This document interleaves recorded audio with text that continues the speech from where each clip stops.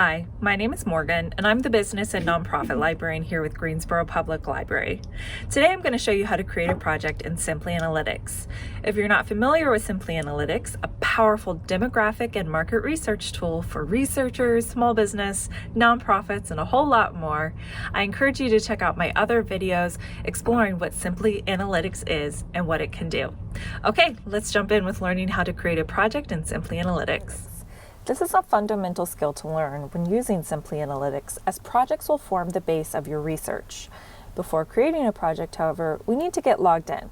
Grab your library card and head on over to the Greensboro Public Library's website. And we're going to navigate to the business databases. So I'm going to click on Services and find Business Services. And from here on the left-hand side, we can click on Business Databases. After clicking on the link for Simply Analytics, which you'll find down here at the end, you're going to be prompted to enter in your library card number. I'm going to skip this step since I'm at the library and I'm going to be automatically logged in. Now, I need to decide how we want to log in.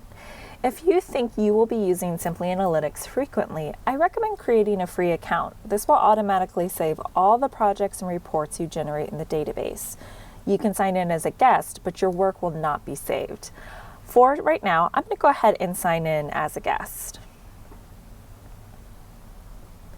When the database opens, the first thing we're going to see is actually a tutorial for Simply Analytics. This is a great refresher if you need to be reminded about what this database does and how it works. I'm going to exit out of this though for right now. There are two steps to creating your project. First, entering in at least one location, and secondly, selecting one or more seed variables. In terms of location, you can be as broad or as narrow as you want, choosing everything and anything from the entire United States, a specific state or county, or you can be more specific, such as choosing a city, zip code, or even a census block group. For today, I'm going to enter in the city of Greensboro, and I'm just going to type in Greensboro. Great. But I'm also going to enter in a second location, specifically the zip code of Central Library here in Greensboro. Now I'm going to hit Next. So once I select my locations, I'm going to choose some of what Simply Analytics calls seed variables. It's important to know you can create a project without seed variables by clicking down here. That's this link that says create project without seed variables. If you do this, you will need to choose data at a later step in order to begin creating reports. Selecting a relevant seed variable now will let the database begin auto-generating relevant reports.